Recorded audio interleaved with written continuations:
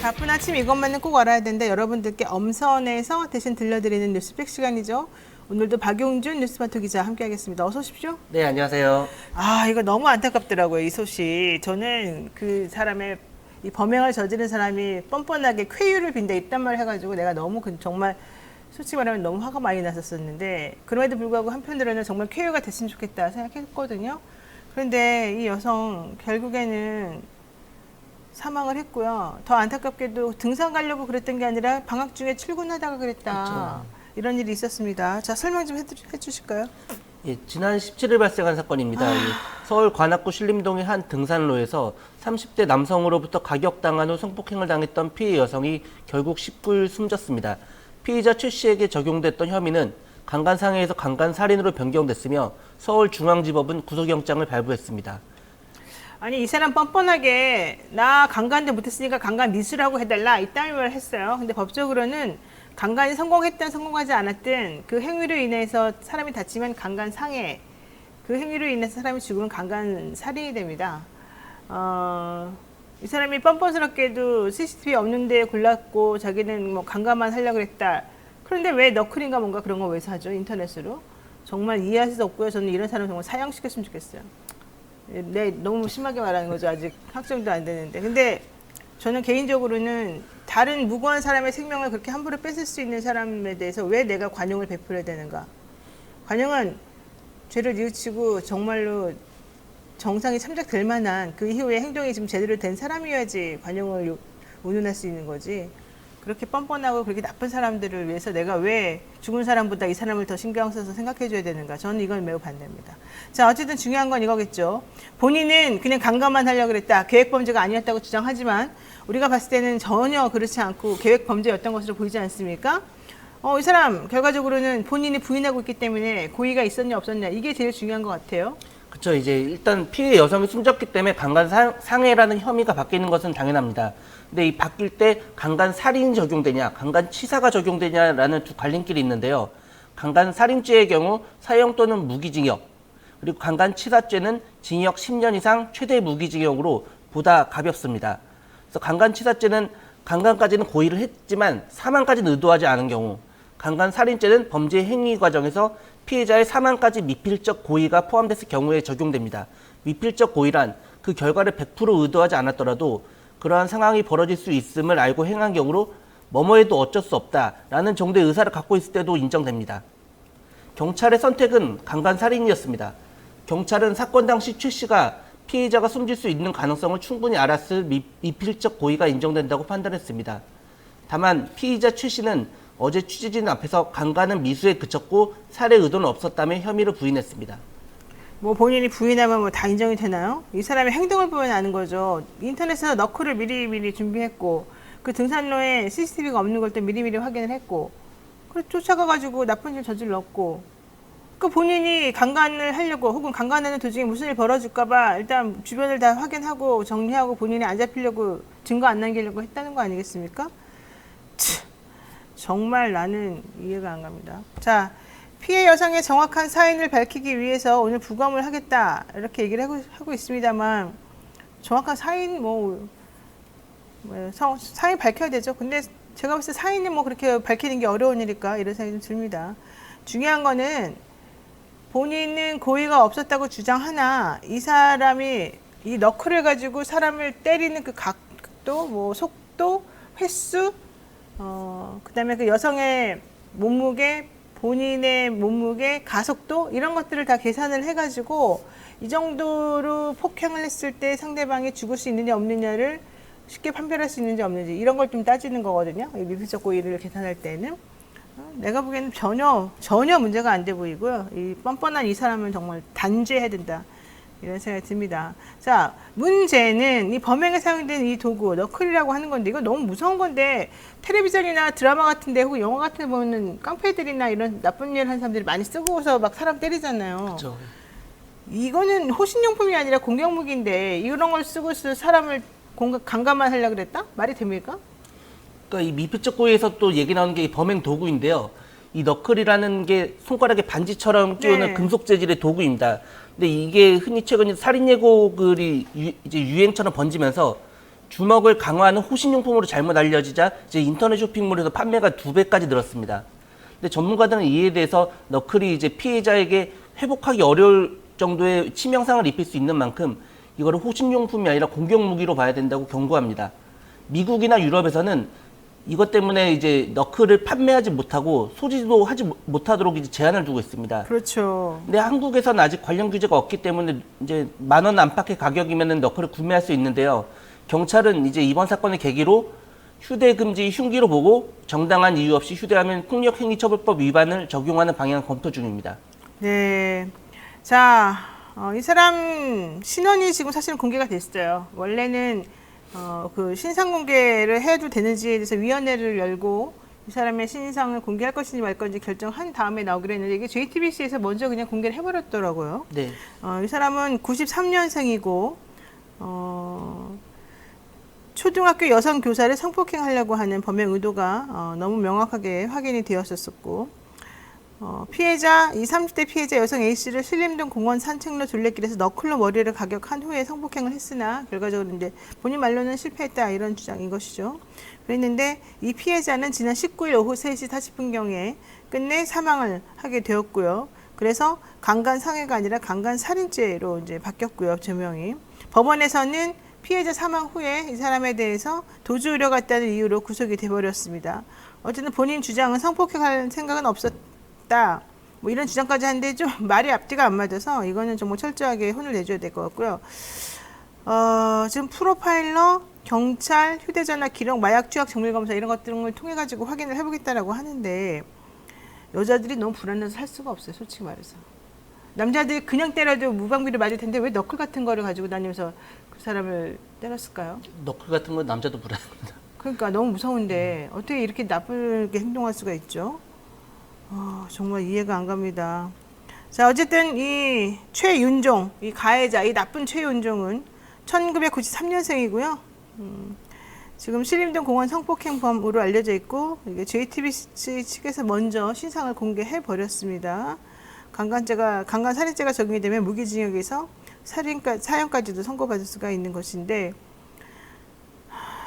공공의 이익을 위해서 필요할 때 이런 성범죄자도 신상 공개를 할 수 있기 때문에 우리는 이 사람에 대한 신상을 먼저 공개하는 것이다. 이게 이제 JTBC에서 나온 얘기죠. 신상 공개도 좋지만 제대로 된 벌이 전 내려졌으면 좋겠다. 이런 사람들을 이제 와서 뭐 변명으로 뭐 내가 잘못했다, 미안하다 이런 얘기하는 것 들을 필요도 없다 이런 생각이 듭니다. 신림동이 요즘에 매우 안전하지 않은 곳으로 좀 바뀌었어요. 옛날에 사실 신림동은 안전한 곳이었어요. 내가 옛날에 사법고시 공부할 때만 해도 그 동네는 장수생들이 있고 뭐 좀 나이 많으신 분들이 추리닝 입고 돌아다니고 이래서 좀 불안한 건 있었지만 그래도 그분들은 공부하느라고 그냥 다니는 거지 악의를 가진 사람은 아니었다. 우리는 그냥 아름아름 십시일반 좀 도와주는 건 있었지만 그렇게 큰 범죄를 저지르지 않았다 막 이랬었거든요. 근데 요즘은 아주 말이 아닌 것 같아요. 자, 두 번째 이슈 보겠습니다. 우리 대통령 결과론적으로는 미국 갔다 와가지고 오케이를 다 해주고 왔군요. 그렇죠. 네. 그 한미일 정상회의를 다녀온 이제 기시다 후미오 일본 총리가 어제 후쿠시마 제1원전을 방문했습니다. 기시다 총리가 이제 오염수 방류 시기를 판단해야 하는 최종 단계에 왔다고 말한 바 있는데요. 일본 언론에 따르면 이르면 내일 일본 정부가 오염수 방류 일정을 확정해 발표할 것으로 보입니다. 기시다 총리는 오늘도 전국어업협동조합연합회 회장과 만날 예정인데요. 2015년 일본 정부와 도쿄전력이 어민단체에 대해서 오염수는 관계자의 이해 없이는 처분하지 않는다고 사전에 밝힌 만큼 이번 전국어업협동조합연합회를 만나는 일정이 그 사전 절차로 이해되고 있습니다. 저는 사실 우리 대통령님이 부친상 당하자마자 곧바로 미국까지 달려가서 뭘 하고 오셨는지 솔직히 모르겠어요. 왜 갔는지도 솔직히 모르겠고. 그냥 바이든이 캠프 데이비드 오세요. 그러니까 나 거기 한 번도 안 가봤는데 대한민국 대통령 15년 동안 한 번도 2015년 이후인가요? 예. 2015년 이후에 아무도 초대 안 받았는데 내가 한번 가봐야지. 이것 때문에 간 건지 정말 무슨 정말 큰 현안이 있기 때문에 꼭 가야 되는 건지 나는 아무리 생각해도 이해가 안 가는데 갔다 오셔서 뭘 하신 겁니까? 가서? 하루 정도밖에 곁에 안 있었었고요. 금방 오셨거든요. 근데 가서 결과적으로는 바이든하고 노타임하고 서로 우위를 다졌다. 이게 첫 번째 기사 제목이고요. 두 번째로는 그렇게 다져가지고 다진 내용이 뭐냐 물어보니까 일본이 오염수 방류하는 것에 대해서 미국하고 한국이 동의해줬다 이거예요. 일본의 오염수 방류에 대해서 한국과 미국이 아주 편하게 통 크게 동의해줬다. 동의해주러 거기까지 간 겁니까? 아, 저는 정말 이해가 안 가는데요. 어쨌든 뭐 계속해서 해주시죠, 얘기. 예. 일본 언론에서도 이에 대해서 이제 해외에서도 방류에 대한 이해가 깊어졌다고 보도를 연이어 내놓고 있는데요. 중국을 제외한 이웃 국가들은 방류를 반대하지 않는다. 이런 지금 분위기를 지금 전달하고 있습니다. 예. 이번에 윤석열 대통령이 이제 오염수 방류에 대해서 국제적으로 공신력 있는 국제 원자력 기구의 점검 결과를 신뢰하고 있다고 발언하면서 이거를 일본 언론에서는 이웃 국가의 찬성으로 해석하고 있습니다. 그리고 그 한일 정상회담에서 오염수 문제가 의제로 채택되지 않은 것도 이제 일본의 대응에 대한 지지와 이해 이거로 이제 해석을 하면서 이게 바로 연결돼서 이제 기시다 총리가 그 정상회의를 다녀와서 곧바로 후쿠시마로 향한 걸로 이제 연결되는 거죠. 그러니까 이게 아전 인수 같은데 보세요. 2015년도에 이게 좀 문제가 심각하다고 해서 일본 어민들이 들고 일어났습니다.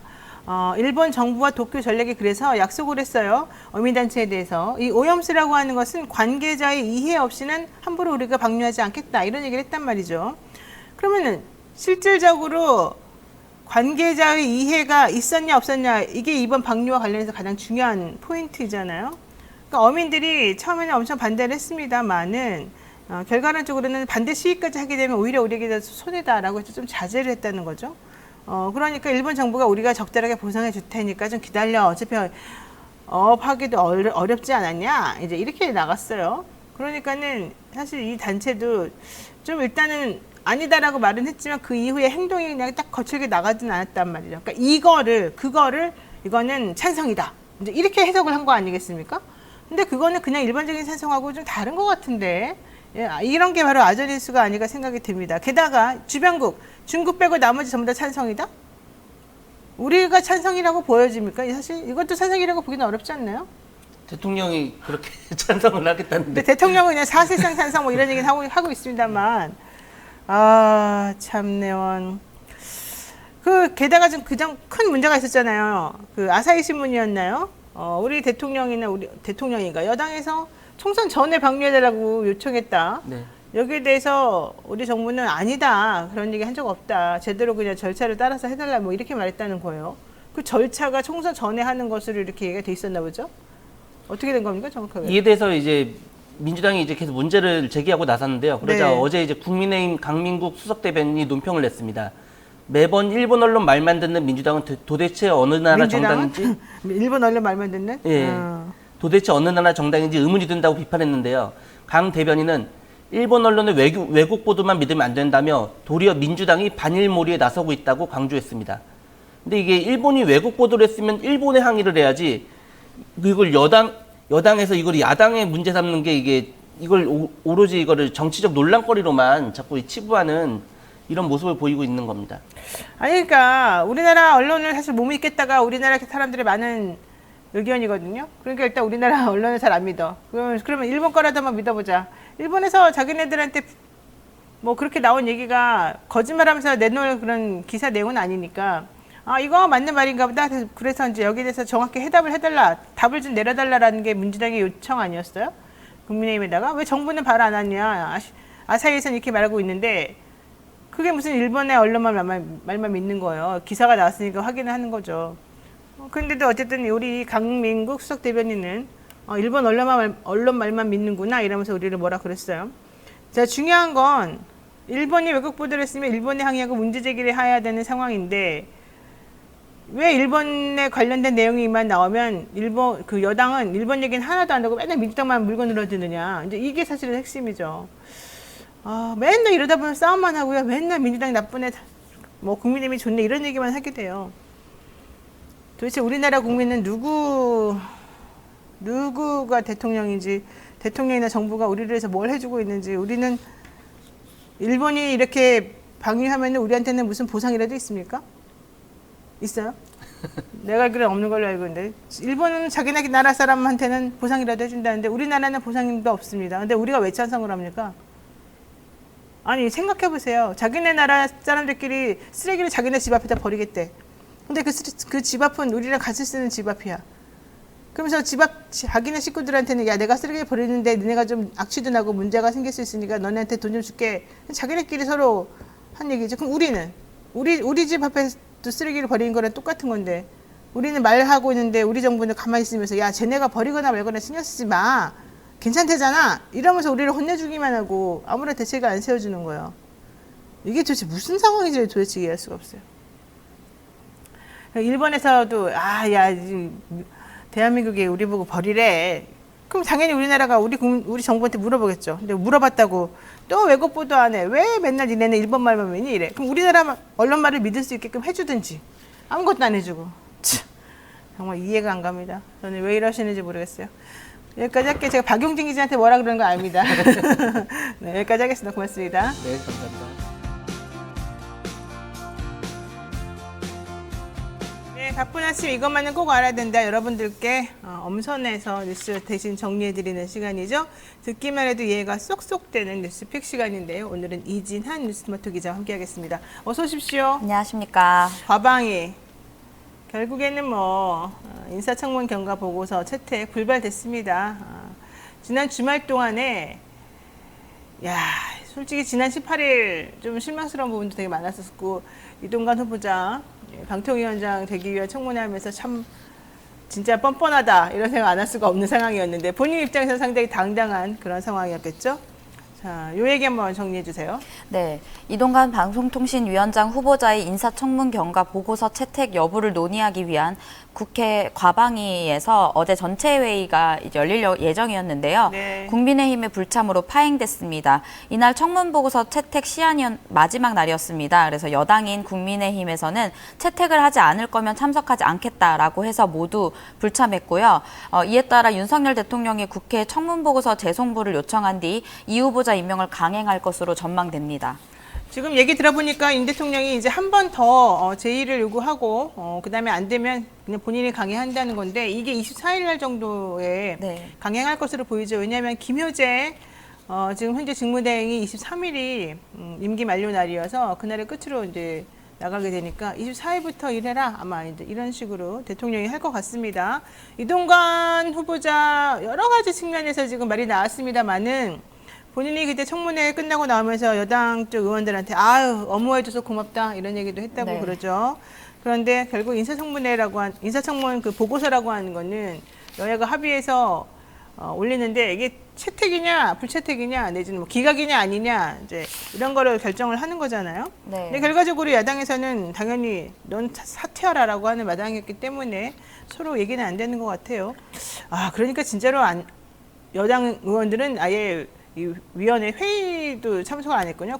과학기술정보방송통신위원회 전체 회의. 네. 네. 네, 아예 답을 결정해놓고 회의를 들어가겠다 이렇게 표현을 했는데요. 그렇죠. 일단 여당에서는 아까 말씀드렸던 것처럼 전체 회의에 그 답을 정해놨고요. 야당에서는 보고서 채택 여부는 전체 회의 자리에서 해야 한다며 보고서를 채택하더라도 부적격 의견을 담아야 한다고 맞섰습니다. 그렇죠. 네, 민주당 가방위 위원들은 이날 오전에 회의장에 모여서 이 후보자 지명 철회를 재차 요구했습니다. 민영배 의원은 이 후보자는 방통위원장 자리가 아니라 경찰청 조사실로 가야 된다라고 했고 윤영찬 의원은 청문회를 통해 더욱 이 후보자가 방통위원장가 돼서는 안 된다라고 다시 한번 확인했다라고 이제 간곡히 호소했습니다. 네. 그러면서도 이제 야당 의원들은 기자들을 만나서 여당과 협의를 이어나가겠다고 밝혔지만요.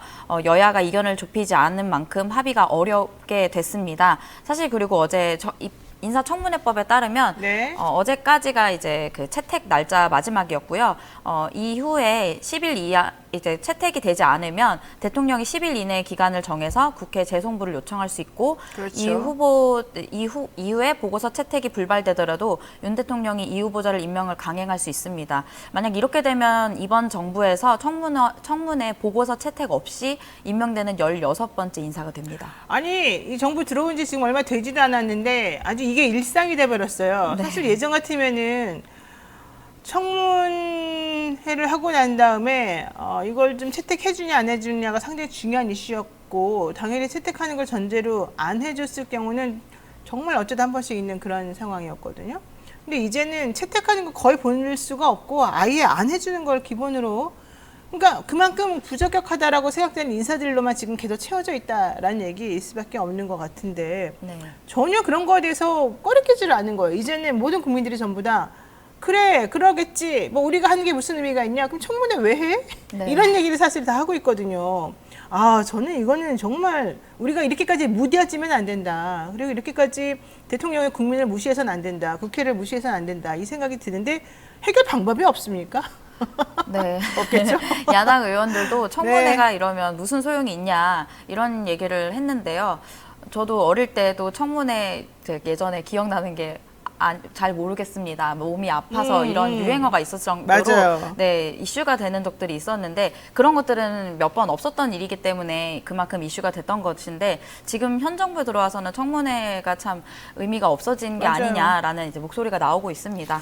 아니 그리고 그런 거를 아예 그냥 당연한 것처럼 지금 받아들이는 게 저는 더 문제인 것 같고요. 이동관 씨 같은 경우는 정말 본인에게 지금 얘기되고 있는 모든 종류의 의혹은 전부 다 아니라고 지금 우기고 있잖아요. 네. 특히 점심 먹고 사퇴 한번 생각해 보겠습니다. 이딴 말하는 것도 물론 진정성도 없었겠지만 장난하는 것도 아니고 국민을 뭘로 생각하는지 그것도 되게 황당무계했고 그 다음에 그 가짜 뉴스를 퍼뜨리고 있는 그 하나고 교사에 대해서 본인이 고소고발을 검토하겠다 이런 네. 말 한 것도 상당히 좀 놀랐습니다. 근데 제가 그 교사에 대해서 한번 알아보니까 대단하더라고요. 이 선생님은 박사학위도 가지고 있고 대학교 입학 사정관도 지냈고 국어 교과서도 집필을 한 사람이고 하나고가 2010년도에 설립될 때 개국 공신이었다는 거예요. 개교 공신이죠 말하자면.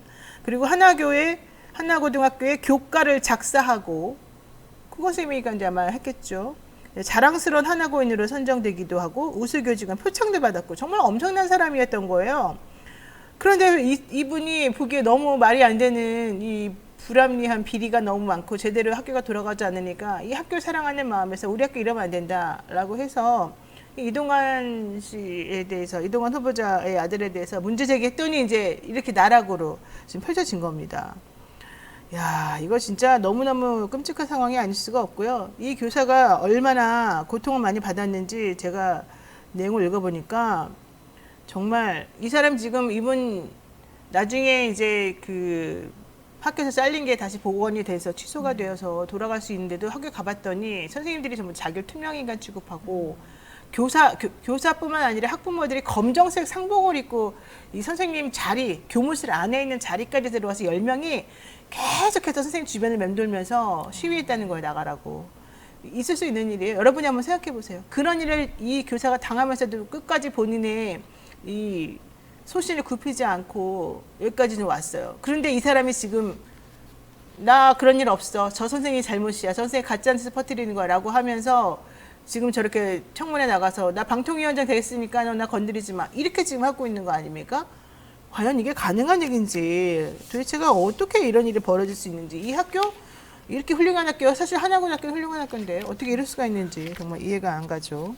자 어쨌든 그럼에도 불구하고 방통위원장으로 지금 뭐 되는 것으로 99.99% 얘기가 되고 있죠. 전망이 되고 있습니다. 네. 네, 그리고 이런 가운데 여야가 임기 만료를 앞둔 방송통신위원회 상임위원 추천 절차를 개시했습니다. 네. 방통위원회 상임위원회 여야가 각각 추천할 수 있는데 이르면 오늘 24일 열리는 본회의에서 상임위원 추천 안건이 의결될 전망입니다.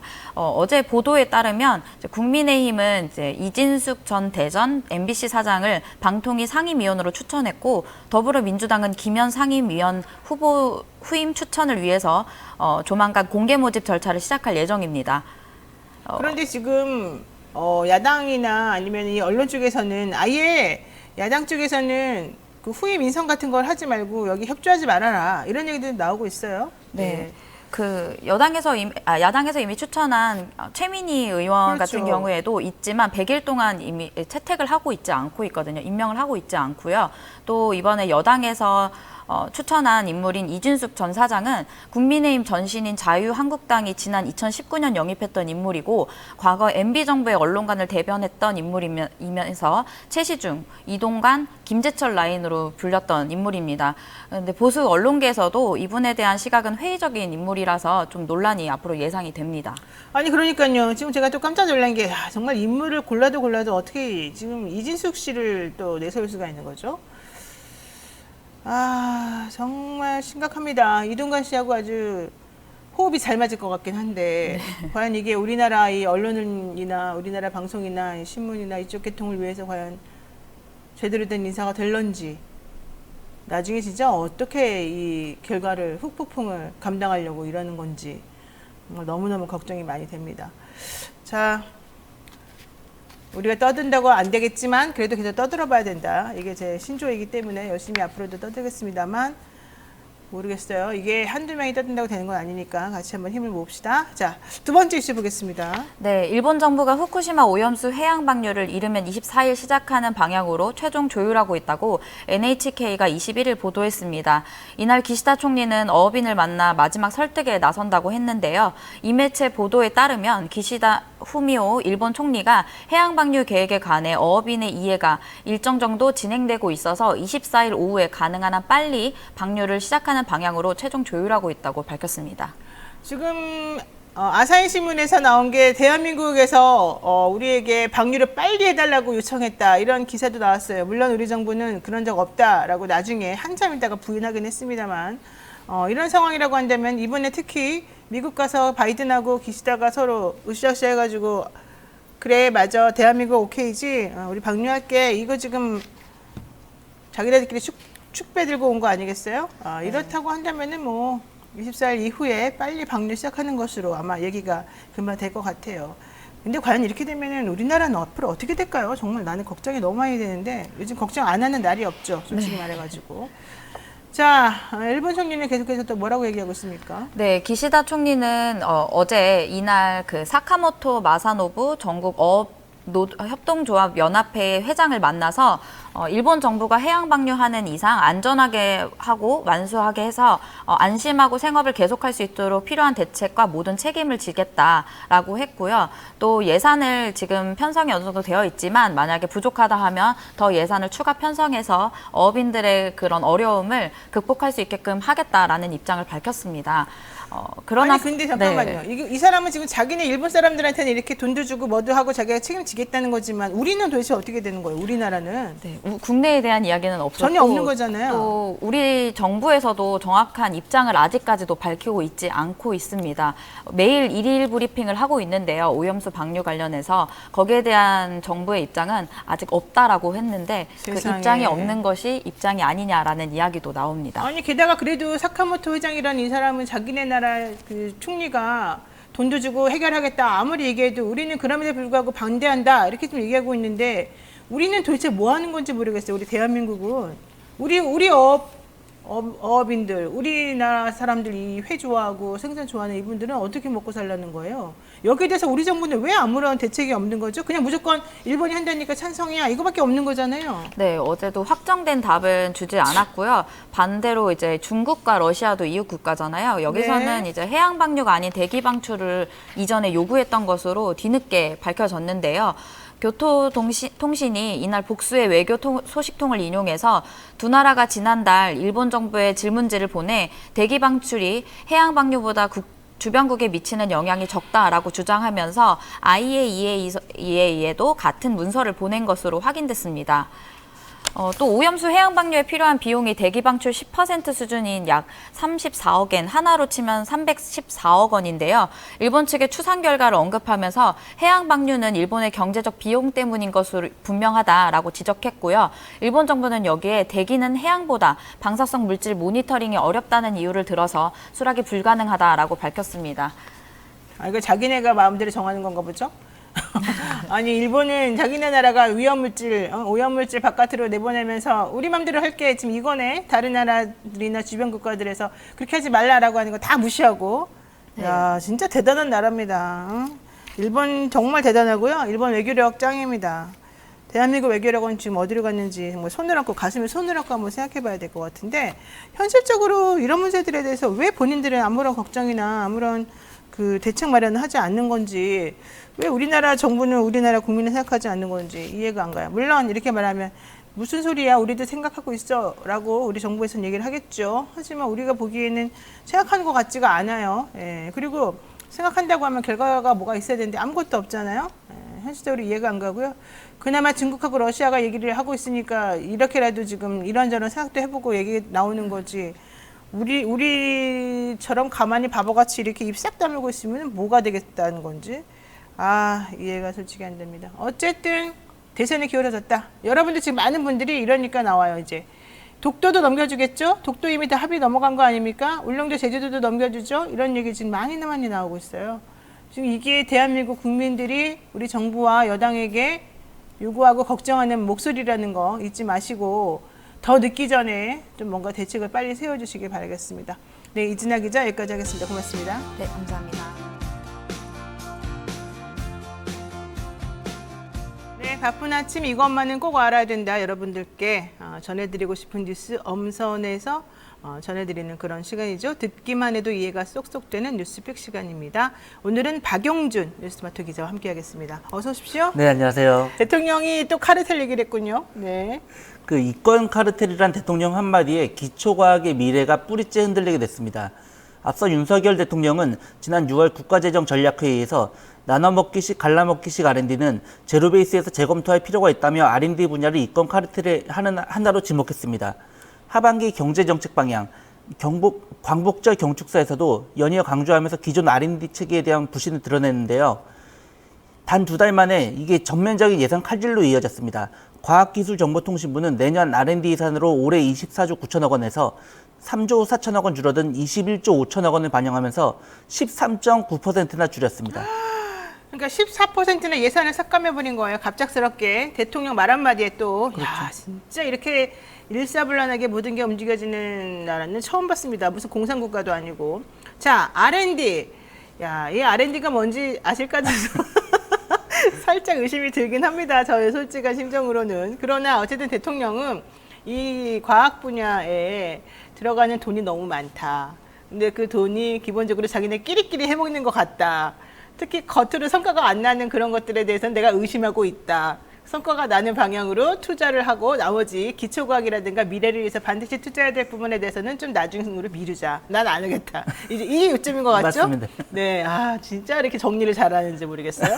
그러니까 처음에는 이게 원래 사실은 IMF도 뭐도 그렇고 계속해서 이 과학 분야의 예산은 늘어왔는데 이번에는 진짜 줄어든 거예요. 어떻게 된 겁니까? 거의 이렇게 예산이 줄어든 건 처음 있는 일입니다. 네.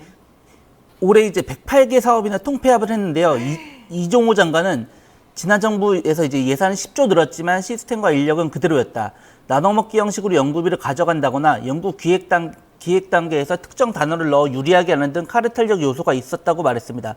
그러면서도 구체적으로 어떤 사업에서 어떻게 카르텔적 면모가 드러났는지는 언급을 피했습니다. 바로 그거예요. 바로 그거예요. 그러니까 카르텔이 있다고 딱 주장을 해. 그러면 그 말이 맞는지 틀린지 보려면은 실제 카르텔이 존재하는지에 대한 검증이나 객관적인 데이터나 이런 게 있어야 되잖아요. 근데 그런 거 한 개도 없고 그냥 카르텔이 있다. 니네 나눠먹기 하지 말아라. 나 예산 못 주겠다. 이러면 끝이 나는 거예요. 이게 말이 되냐고요. 네. 이종호 장관. 예, 계속 얘기하십시오. 예.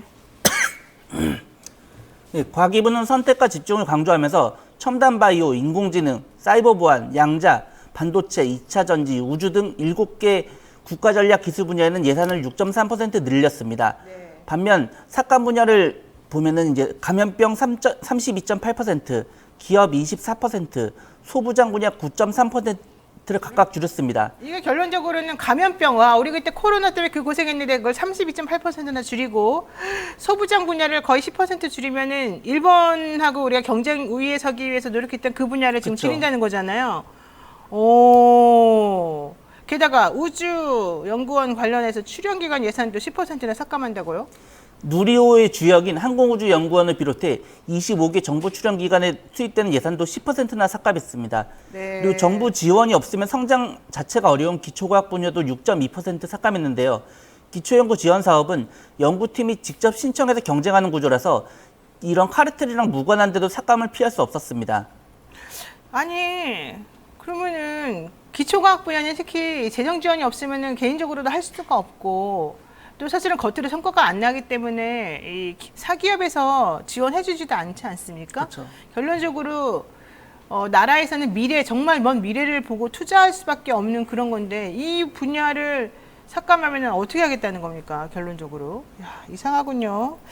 또 과기부에서는 R&D 제도 혁신 방학도 발표했다고 하는데 이건 무슨 말이죠? 그러니까 상대평가를 적용해가지고 하위 20%에 해당하는 사업은 이제 구조 조정하고 다음 연도 예산을 삭감하는 겁니다. 그리고 이렇게 경쟁을 통해서 선별한 연구에만 집중 지원하면서 또 연구자에게 지급되던 연구 수당은 인센티브라고 해서 이제 줄이니까 연구자들의 소득 감소까지 우려되고 있습니다. 네, 그렇겠군요. R&D 사업에 전년 상대평가를 적용한다? 근데 이런 쪽은 사실 상대평가를 적용하면 안 되는 거 아닐까 생각이 들어요. 그러면서 하위 20% 미흡한 사업이나 문제가 되는 사업은 구조조정 등을 하겠다. 이 과학자들 기분 나쁠 것 같습니다. 그러니까 과학계에서는 지금 완전 들고 일어났는데요. 과학자나 과학기술단체가 이제 카르텔 범죄자 취급을 받았다면서 그렇죠. 모욕적이라는 단어까지 쓰면서 격양된 모습입니다. 그리고 이 윤 대통령이 임기 초부터 이제 과학이 한국의 미래라고 이제 중요성을 강조하면서 과학만큼은 좀 챙기는 모습을 보였는데 오히려 이번 예산 삭감으로 뒤통수를 세게 때렸다 이런 반응까지 나오고 있습니다. 네. 결과적으로 이제 성과는 나오는 연구만 하고 이제 미래를 바라보는 소위 돈이 안 되는 연구는 고위험 연구는 회피하는 풍조가 커지면서 기초과학 분야가 뿌리째 흔들리겠다는 우려까지 나오고 있는 상황입니다. 그렇습니다. 지금 이 정부 들어서 모욕감을 느끼고 있는 분야가 꽤 여러 곳 있는데 이제 겉으로 잘 티가 안 나고 좀 더디게 성장하는 분야라든가 그러면서 반드시 필요한 그런 분야에 종사하시는 분들이 상당히 모욕감을 느낀다 이런 얘기 많이 들었는데 결국 기초과학 분야까지 이렇게 또 흔들리고 있군요. 안타깝습니다. 자, 두 번째 얘기해 주실까요? 윤석열 대통령은 어제 신임 대법원장 후보자의 이균용 서울고등법원 부장판사를 산업부 장관 후보자의 박문규 국무조정실장을 각각 지명했습니다. 대법원장 후보자에 좀 더 집중해 보면 대통령실은 이균용 후보자가 재판과 연구에만 매진해온 정통법관이고 사회적 약자의 인권 신장에 앞장서 왔다며 그 지명 이유를 설명했습니다. 뚜렷한 보수 성향을 지닌 이 후보자는 지난 정부 초기에 취임했던 김명수 대법원장과는 대척점에 서 있는 인물로 평가됩니다. 이균용 후보자는 정통법관인 거는 맞죠. 그런데 사회적 약자의 인권 신장에 앞장섰다? 이건 누가 평가한 거죠? 난 그거 본 적이 없는데. 이분 대전고등법원장도 했었었고 지난번부터 계속 그 후보에는 올랐었지만 사실은 엄청 보수적이고 엄청 기득권적이고 엄청 엘리트주의적이어서 좀 그렇습니다. 게다가 특히 윤 대통령하고 또 친한 친구의 친구다 이 말 때문에 좀 유명해지면 아닙니까? 그 대통령과 굉장히 가까운 사이로 알려졌는데요. 서울대 법대 1년 후배입니다. 그래서 이제 작년 10월 국감에서 윤석열 대통령을 잘 아느냐는 질문에 이제 말씀하신 것처럼 친구의 친한 친구다, 친하다고 할 수 있다 이런 식으로 답변하기도 했습니다. 사실 그게 좀 웃기는 건데요. 이균용 후보자는 16기란 말이에요, 연수원. 근데 우리도 대통령은 여기 저 20 몇 기잖아요. 그쵸. 그래가지고 대학교 1년 후배인데 자기는 먼저 올라가고 여긴 저기 밑에 있고 그래서 사실은 그동안에는 별로 이렇게 안 했던 걸로 제가 좀 알고 있는데 또 중간에 많이 바뀐 것 같습니다. 어쨌든 중요한 건 이분은 민사판례 연구회 소속이기도 하고 또 친한 친구라는 거를 또 지난 국감에서 강조하기도 하고 그랬었죠. 근데 요즘은 별로 안 만났다 이런 얘기도 나오긴 해요. 예. 자, 어쨌든 그럼에도 불구하고 이분은 좋은 말이 있군, 좋은 사건들이 많이 있군요. 사회적 약자나 노동자의 손을 들어주는 판결도 있었다는 거죠. 한번 좀 얘기해 볼까요?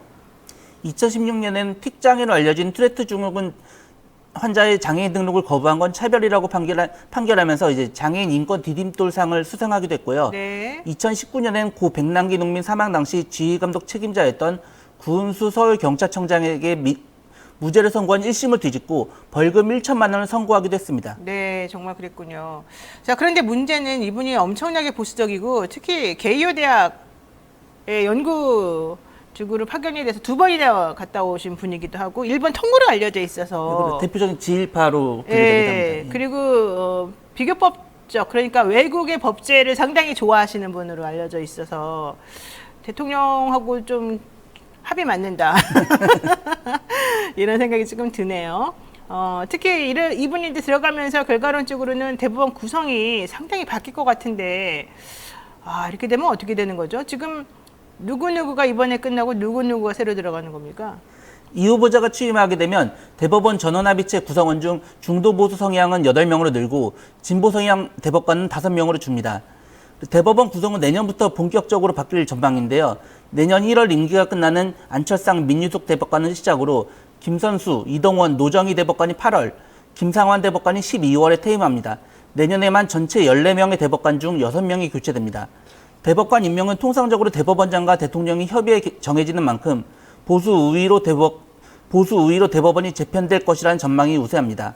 네. 근데 대법원장은 사실은 국회 동의가 필요하지 않습니까? 그래서 대통령이 뭐 이렇게 내세운다 하더라도 국회에서 만약에 표결을 거쳐가지고 인정을 안 해주게 되면 또 좀 복잡스러워질 것 같은데 지금 민주당에서는 반대하고 있는 거 아니에요? 예, 맞습니다. 이제 민주당에서는 이런 보수 우위로 이제 돌아가는 거에 대한 굉장히 우려를 하고 있는데요. 이제 아무래도 좀 기존의 대법관 체제가 사법부가 이제 이런 진보 성향이나 중도 성향까지 포함해서 이렇게 됐는데 앞으로 너무 보수 쪽으로만 흘러가는 거 아니냐. 이런 거 문제가 있다. 이런 문제 제기를 하고 있습니다. 네. 자, 대법원장은 국회의 동의를 얻어서 대통령이 임명하고 대법관은 대법원장의 추천으로 국회의 동의를 얻어 대통령이 임명하는 것이다. 판사는 대법관 회의의 동의를 얻어서 대법원장이 임명하는 것이다. 이렇기 때문에 현실적으로 대법원장의 임명 절차는 솔직히 가시밭길이 될 수밖에 없습니다. 왜냐하면 지금 현재 여소야대 상황이기 때문이죠. 인사청문회가 그동안에 있었습니다. 그래서 사람들이 전부 다 인사청문회 무용론까지 얘기를 하고 있었습니다만 대법원장 임명은 조금 인사청문회를 비롯해서 이 국회에 입김이 좀 더 세질 그런 상황이 됐습니다. 그래서 솔직히 말하면은 이번에 이분이 꼭 임명된다라고는 볼 수가 없는 거예요. 여야 의원 13명으로 구성이 되는 대법원장 인사청문특별위원회가 인사청문을 실시를 하고 인사청문 특위에서 이 후보자에 대한 임명 동의안 심사 경과 보고서를 채택을 하면 국회 본회의에서 표결로 임명 동의안을 처리하게 되죠. 국회 제적위원 과반 출석에 과반 찬성을 얻어야 되는 것이고 예전에 김명수 대법원장은 2017년도에 당시 야당이었던 국민의당이 찬성을 해줘가지고 임명동의 과반을 넘겨서 사실은 그러니까 임명이 됐었던 것인데요. 이번에 이 대법원장 후보는 현실적으로 어떻게 될지는 솔직히 잘 모르는 상황이 됐습니다. 중요한 거는 대법원장이 또 바뀌면 그 분야나 이렇게 판례나 뭐 판결의 흐름이나 이런 게 다 바뀌어버리기 그렇죠. 때문에 사실 상당히 중요한 거라서 만약에 야당이 지금 여소야대 상황에서 이걸 반대한다 그러면 어떻게 될지는 정확히 모르는 그런 상황이 될 수도 있겠습니다. 어떻게 될 것 같아요? 본인 입장에서는? 이런 거 물어보면 안 되는데. 이런 사법부의 보수가 아무래도 이런 나중에 정치 판결 논란까지도 이어지니까요. 그렇죠. 예, 이게 좀 문제가 좀 앞으로 계속 말이 나올 것 같습니다. 네, 사실은 되게 중요한 판결들이 지금 많이 남아 있어서 이 대법원장이 어떤 성향을 띠느냐, 또 대법관 구성이 어떻게 달라지느냐에 따라서 많이 달라질 것 같고 이재명 민주당 대표 같은 경우에도 어제 또 쌍방울 대북 송금 사업 관련해서 피의자로 또 전환이 됐기 때문에 앞으로 첩첩산중인데 이런 모든 것들의 판결이 결과적으로는 누구의 입김에 따라서 또 어떻게 정치적으로 달라질 수 있을지 이것도 조금 주목해봐야 될 상황인 것 같습니다.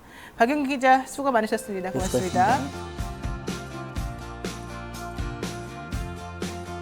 네, 바쁜 아침 이것만은 꼭 알아야 된다. 여러분들께 엄선해서 대신 정리해드리는 시간입니다. 듣기만 해도 이해가 쏙쏙 되는 뉴스픽 시간이죠. 오늘은 이진한 뉴스마트 기자와 함께하겠습니다. 안녕하세요. 네, 안녕하세요. 통일부. 야, 나는 통일부가 이렇게 천덕꾸러기가 될 줄은 진짜 몰랐어요. 통일부 권영세였나요? 네, 권영세 장관. 통일부 장관이 대통령하고 친하다라고 하면서 처음에 딱 그게 들어갔던 거였었잖아요. 그러다가 용산 사태 나면서 뭔가 조금 안 좋다라는 얘기는 들었는데 이렇게까지 초토화되고 이렇게까지 뭐라 그래야 되나 구박받는다 그러나 그럴 줄 내가 진짜 몰랐는데 지금 통일부가 전방위 압박에 시달리고 있고 인원 감축에 사업 또 다 줄이고 있다. 지금 이런 얘기 나오거든요. 설명 좀 들어볼까요? 네. 논란이 됐던 김명호 장관 체제의 통일부가 남북회담과 교류 협력을 담당하는 실국 4곳을 국장급 하나의 조직으로 통폐합하고 인원을 감축하는 조직 개편안을 어제 확정했습니다. 윤석열 대통령이 지난 2일 통일부를 대북지원부라고 질타하면서 정체성의 대대적인 변화를 지시한 지 불과 52일 만인데요. 네. 이 밖에도 통일부 간부 한 명이 대통령실 공직기관 비서실에서 조사를 받다가 쓰러진 사실도 뒤늦게 확인돼 논란이 됐습니다. 맞아요. 이게 보니까 저희 조사를 받다가 아니 니네는 왜 지금 문제가 되고 있는 애들한테 왜 과태료 부과 안 하고 그냥 봐줬니? 이렇게 추궁을 당했다는 거예요. 네. 그러다가 너무 과도하게 뭐라 그래가지고 조사를 받다가 쓰러져서 병원에 실려갔다가 다시 나타났다 뭐 이런 얘기가 있던데 도대체 이게 무슨 말입니까? 공직기관 비서관실이 어떻게 통일부 간부를 이렇게까지 잡을 수가 있습니까? 네.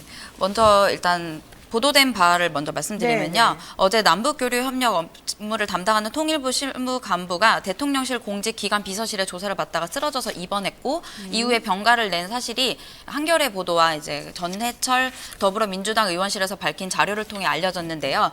내용을 종합해 보면 공직기관 비서관실이 지난 하반기부터 다수의 통일부 간부들을 반복적으로 불러 조사하고 중징계를 요청한 것으로 드러났습니다. 공직기관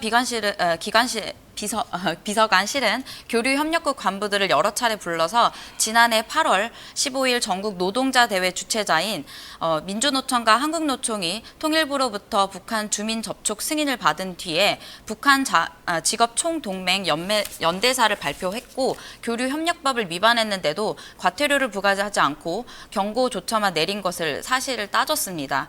그러나 당시 통일부 경고조처는 이제 권세영 당시 통일부 장관의 지침에 따른 것이기 때문에 윤석열 정권에서 이뤄진 내용입니다. 그런데도 이렇게 막 뭐라 그러는 거야? 네. 참. 근데 어쨌든 통일부 사람들은 긍지를 가지고 일을 하시어요, 그동안에. 내가 통일을, 한반도 세계 유일의 분단 국가로서 내가 지금은 비록 북한과 남한이 이렇게 분단되어 있지만 결국 우리는 언젠간 합칠 것이고 우리는 언젠간 통일이 될 것이고 북한 민족과 우리 민족은 하나라는 거를 내가 정말 열심히 일해가지고 계속해서 그 정신을 잊지 말아야 되겠다. 여기에 난 기여하겠다. 제가 이제 통일부 사람들을 많이 알아서 제가 조금 예를 들어보게 되면 그런 긍지와 자긍심을 가지고 일했었거든요. 이 부처가 아주 힘이 막 좋은 곳은 아니잖아요. 뭐 기재부라든가 과기부라든가 이런. 근데 그렇다 하더라도 통일이라고 하는 이 중추적인 중요한 어젠다 이슈를 내가 여기서 해결하지 않으면 안 된다. 이 생각을 가지고 일했던 사람들인데 갑자기 조직이 16% 정도가 그냥 팍 줄어들어 버리고 아무 이유도 없이 그동안 해왔던 것들에 대해서 니네가 한 게 뭐야? 니네 성과도 못 내는데 그냥 찌그러져 있어. 이러면서 그동안 했던 모든 것들을 전부 다 폄하시키고 아무것도 너 한 게 없어. 이러면서 또 좀 민망하게 사람들 만들어버리고 이제 이런 일이 벌어지고 있으니 네. 사실 얼마나 속상하겠어요. 같은 공무원들끼리도. 네, 말씀하신 거 조금 더 연결해서 말씀을 드리면요. 정세현 전 통일부 장관이 77년도부터 통일원 시절부터 근무하셨었는데 이제 김영호 장관이 된다라는 소식에서 듣고서 그때 당시에 8월쯤이었나요? 7월쯤에 네, 교류협력국이 없어질 것을 좀 예상을 했었으면서 하신 말씀이 교류협력은 권영세. 네, 정세현 전 장관이 정세현 예전에 전 장관? 예, 말씀하셨는데 77년부터 네, 있었던 분이니까 꽤 오랫동안 있었지 그럼요. 않습니까? 네, 교류 협력은 이제 남북 교류 협력은 갑자기 대응한다고 해서 되는 것이 아니고 꾸준한 대화를 통해서 그렇죠. 달성할 수 있는 것이기 때문에 인원 감축 등이 만약에 된다면 굉장히 가슴 아픈 일이 될 것이고 또 통일이라는 것은 예전에 전직 대통령이었던 박근혜 씨가 외친 것처럼 뭐 통일 대박 이렇게 갑작스럽게 이루어지는 것이 아니기 때문에 남북 교류가 계속돼야 되는데 끊어지는 것은 나중에 되게 어려운 일이 발생할 것이다 라면서 네, 그런 좀 경고의 말을 했었는데 네, 통일부가 이번에 그 인원 감축을 예고했습니다. 네, 이 부분에 대해서 말씀을 조금 더 드리면요. 정원은 소속 기관을 통일부 정원은 소속 기관을 포함해 총 617명에서 536명으로 13%에 해당하는 81명으로 축소됩니다. 81명이 축소됩니다. 정부는 28일까지 입법 예고 기간을 거쳐서 31일 차관 회의와 다음 달 5일 국무회의를 통해 개정 직제를 공포 시행할 계획입니다. 근데 얼마나 사람을 무섭게 압박을 하고 무섭게 집요하게 쪼면 이 대단한 사람들이 조사를 받다가 쓰러져 버리죠? 상상이 갑니까? 아니 얼마나 뭐라 그랬으면 도대체 뭘 잘못했겠어요. 현실적으로 뭐 통일TV 북한 방송 편집 보도 관련해서 교류협력부 실무간부 조사하고 통일부에 중징계를 요청하고 북한 뭐 인권보고서 양문판에 대해서 번역이 부실하다는 이유를 들어서 징계와 경징계를 내려야 된다고 통보했다. 이 정도가 그 사람이 그런 추궁을 당하면서 쓰러져 버릴 만한 정도의 그런 사안입니까? 이거 좀 솔직히 좀 말이 안 되는 건데. 이야, 저는 이게 얼마나 심각하겠으면 또 보세요.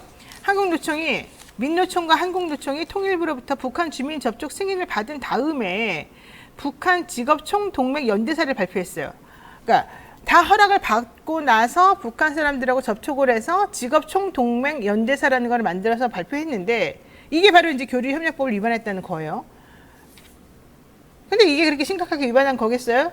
다 이미 허락받고 가가지고 뭐 할지 다 뻔히 아는 건데. 근데 이걸 위반했는데 왜 과태료 부과 안 하고 구두 경고로만 그쳤냐 이러면서 이 사람 막 추궁하니까 이 사람이 도대체 이해가 안 가가지고 조사받다가 쓰러져 버린 거죠. 실신한 거죠. 이 베테랑들이. 이야, 나는 진짜 무서워가지고. 게다가 무슨 일반 그냥 직원도 아니고 간부가 쓰러져. 간부들은 보통 이 내공이 엄청난 사람들이거든요.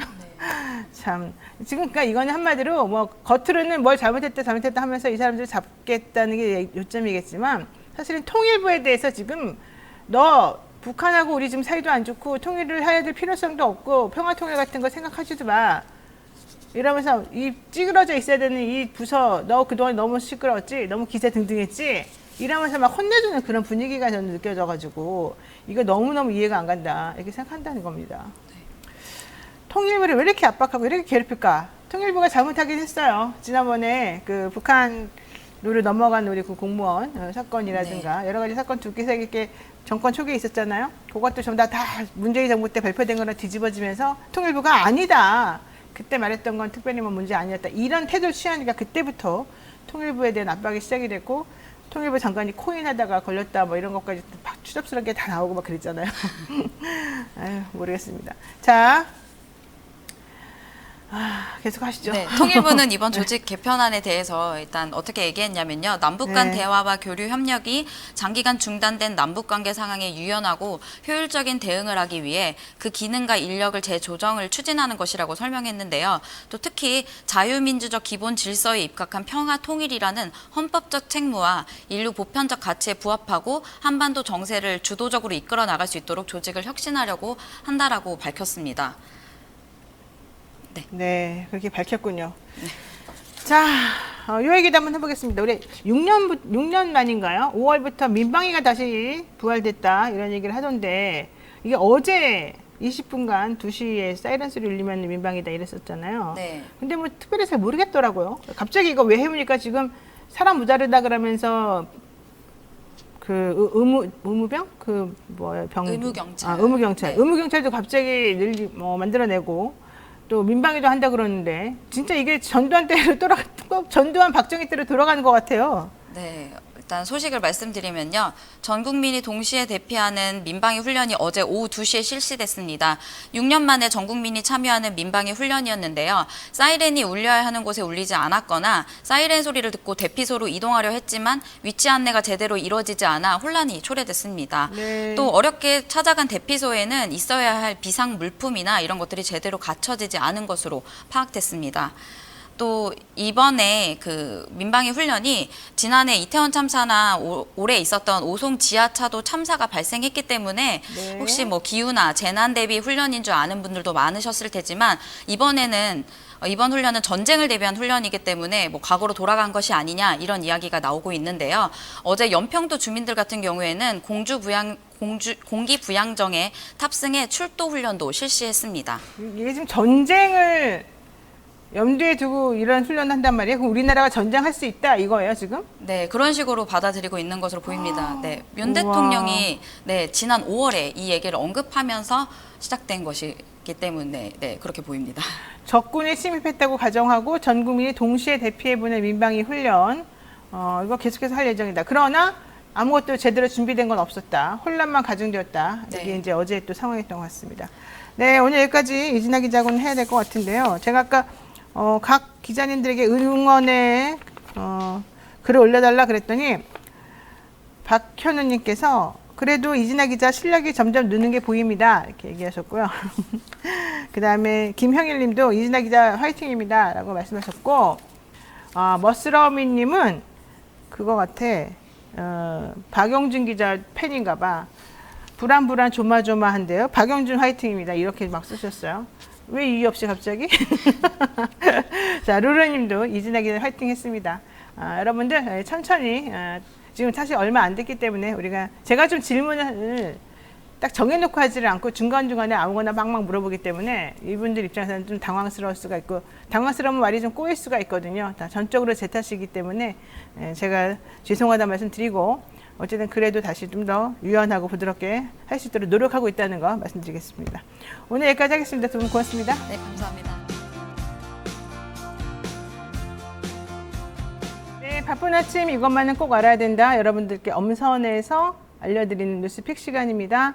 오늘은 박용준 뉴스마토 기자와 함께하겠습니다. 어서 오십시오. 네, 안녕하세요. 네, 우리 웃상 웃상 박용준 기자. 자, 방류 결국 시작됐습니다. 그런데 우리 정부는 반대 목소리 거의 없고요. 오히려 대통령실 예산을 들여가지고 홍보 영상을 막 찍어가지고 막 돌리고 있습니다. 게다가 조회수가 아무리 생각해도 있을 수 없는 조회수가 나오고 있어요. 이거 어떻게 봐야 됩니까? 이제 24일 오후 1시 3분이죠. 이제 어제 방류가 시작됐는데요. 이 문제는 방사성 물질인 트리튬 3중수소가 완전히 제거되지 않은 상태에서 그렇죠. 방출하는 겁니다. 일본 정부에서는 1리터당 해수 1200톤을 섞어서 이 트리튬 농도를 이제 기준치 이하로 낮췄기 때문에 문제가 없다고 하는데요. 이게 또 문제는 앞으로 이게 언제까지 방류할지조차 모르는 겁니다. 일본 정부도 모르고 전문가들도 모르고 있습니다. 이 134만 톤이 지금 후쿠시마 원전에 있는 원전수의 양인데, 오염수의 양인데, 이거를 3만 톤씩 올해 3만 톤 내니까 이렇게 앞으로 빼더라도 30년이 될지 40년이 될지, 그리고 또 오염수는 계속 늘어나고 있거든요. 네. 그래서 이게 언제까지나 가능할지, 이게 어떤 영향을 끼칠지에 대한 명확한 그런 규명도 되지 않은 채 지금 오염수 방류가 시작됐습니다. 사실 일본 정부는 자기네 나라 어민들에게 거짓말한 거예요. 이해를 다 확실하게 시키고 난 다음에 방류하겠다고 했는데 어민들 얘기 들어보면 전혀 아직도 반대하고 있거든요. 그러니까 일본 정부도 일본 국민들에게 거짓말하고, 우리 정부는 우리 국민들에게 이상하게 행동하고 실망시키고, 지금 양쪽 다 이상하게 하고 있습니다. 자, 이런 상황에서 지금 그 알프스라고 하는 것을 아무리 돌려봤자 이 트리튬 농도라고 하는 것이 제대로 우리가 안전하게 생각할 수 있는 그 정도로 내려가지 않는다 이거잖아요. 어떻게 되죠? 여기 대해서 아무 문제 없다 계속 그렇게 주장하는데 주장하는 근거가 명확하지도 않고 우리 정부는 어떻게 하겠다는 겁니까? 이제 당연히 이 오염수 방류에 대해서 대다수의 국민들이 이제 우려를 하고 있는 상황인데, 정작 윤석열 대통령과 대통령실은 어제 별도의 메시지 없이 침묵했습니다. 대통령실 차원의 브리핑이나 언론 공지도 어제 없었고요. 네. 이게 그동안 윤 대통령이 이제 안전의 컨트롤 타워가 대통령이다, 이렇게 했던 입장과는 전혀 대비된 태도입니다. 그러니까 아니 본인이 만약에 책임을 진다 그러면 어떻게 책임질 것인지, 그 방법이 과연 가능한 것인지, 그로 인해서 아주 원상복귀가 되는 것인지, 뭐 이런 것들을 명확하게 우리에게 알려줘야 되는데, 사실 물이라고 하는 게 한번 물속에 흘러 보내버리고 나면은 다시 되돌릴 수가 없는 거라서 그렇죠. 대통령이 공원 메아리만 울릴 것이다 이런 얘기 있었는데, 그 이후에 하는 행동을 보더라도 현실적으로 다 받아들이기 어려운 부분이라는 거예요. 자, 중요한 건 윤 대통령이 이렇게 말했다는 거죠. 수능 킬러 문항 제거를 연상케 하는 것처럼 이제 이렇게 말했죠. 민생 경제를 살리려면 킬러 규제를 제거해야 된다. 이게 무슨 말입니까 도대체? 요즘에 킬러에 너무 꽂히신 거 아니에요?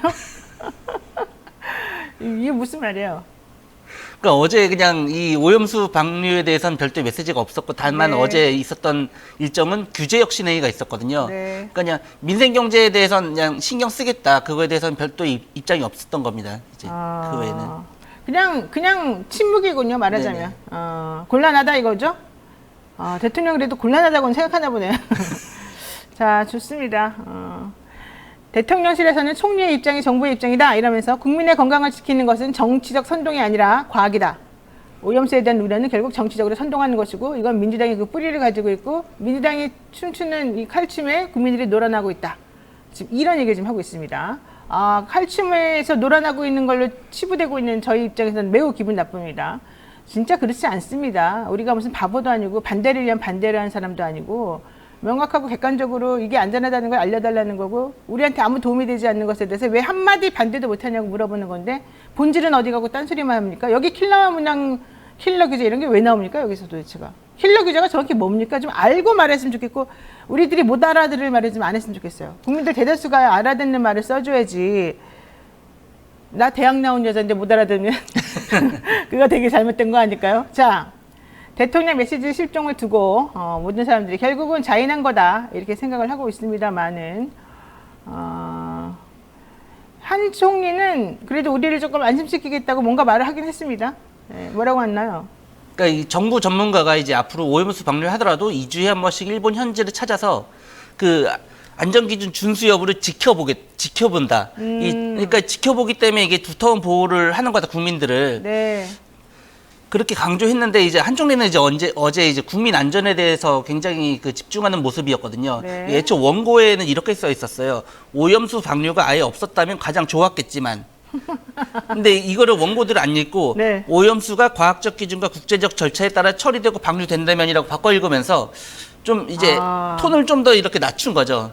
그렇군요. 그러면서 이제 좀 애써 이제 이게 문제 없음을 이제 좀 그런 분위기를 형성하는 모습이었습니다. 야, 그래도 조금 낮추긴 낮추는군요.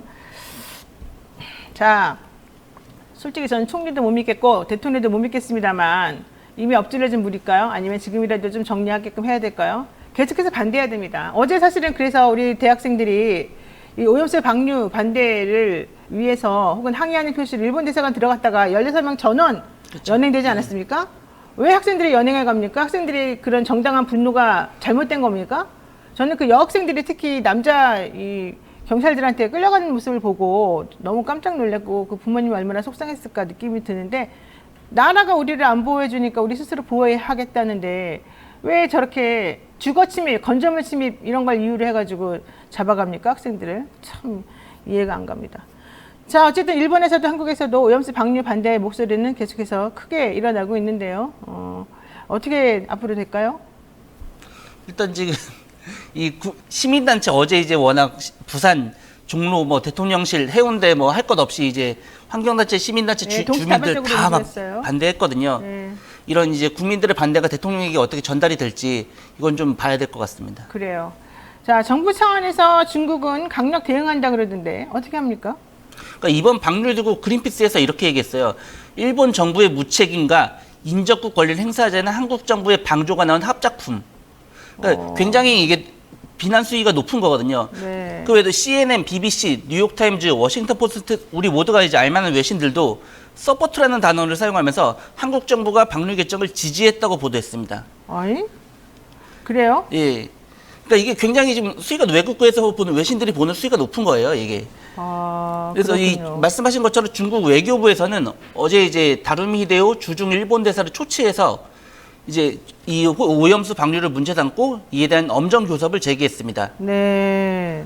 좋아요. 자, 이렇게 하니까 우리 문재인 전 대통령 드디어 나섰죠. 드디어 한마디 이제 시작을 했어요. 지난번 잼버리 대회 때도 매우 격앙된 목소리를 한마디 했는데 이번에 도저히 참을 수 없었던 것 같습니다. 특히 하태경 의원이 좀 도발한 면이 있긴 한데 뭐라고 얘기를 했습니까? 그러니까 하태경 의원이 먼저 이제 성공을 날렸는데요. 이제 네.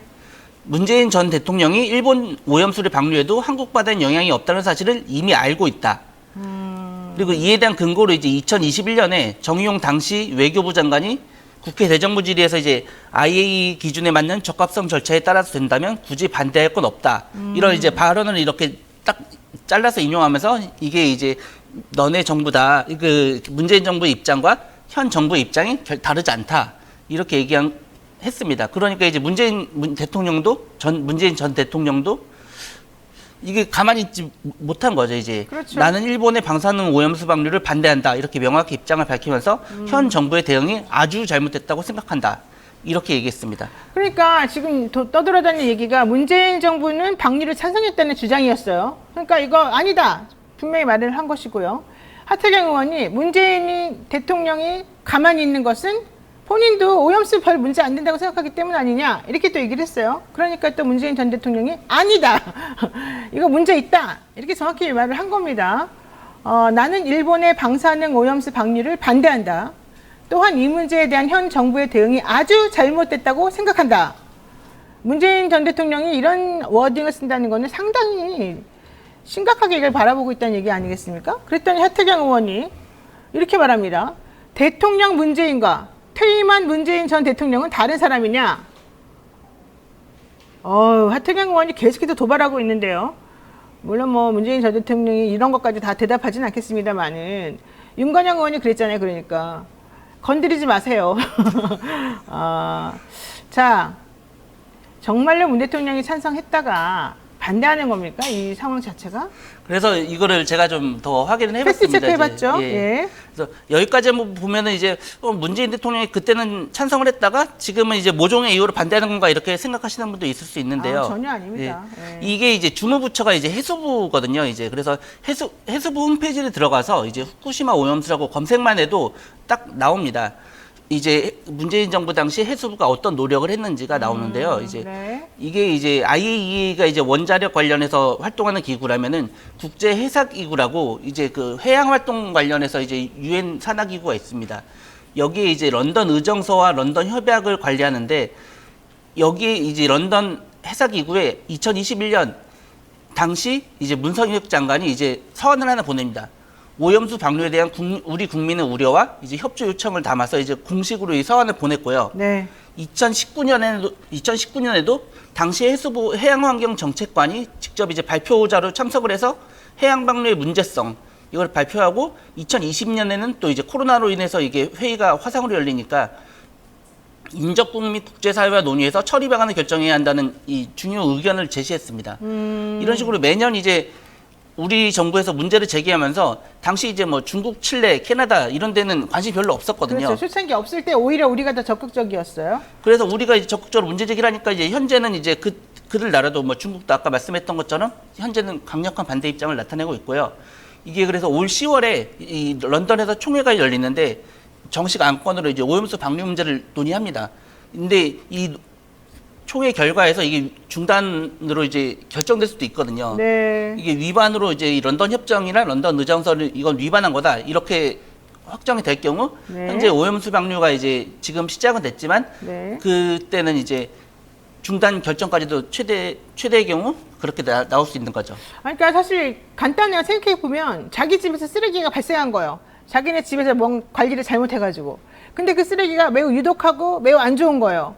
근데 그거를 남의 집에다가 갖다 버리고 다 나눠서 가지자라고 지금 일본이 주장하고 있는 거예요. 말하자면.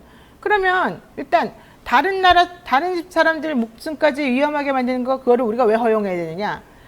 정말로 니네가 이걸 니네 집에만 놔둘 수 없다 그러면 니네가 그에 상관의 보상을 해줘야 되는 거 아니냐. 이웃집이라든가 그 자치구라든가 뭐 그 시도라든가 이쪽에게 문제가 발생하지 않도록 보상이라도 뭔가 제대로 해야 되는데 니네는 지금 그런 것도 안 하지 않느냐. 그리고 이게 괜찮다라고 주장하는 IAEA는 우리가 못 믿겠다. 니네 뇌물을 줬다는 얘기까지 나온다. 지금 이거잖아요. 자, 그런 상황에서 저 여당 쪽이나 정부에서는 야, 왜 그래? 문재인도 옛날에 오케이 했잖아. 이제 이렇게 말하는 겁니다. 근데 우리가 확인해 봤더니 전혀 그게 아니었다는 거잖아요.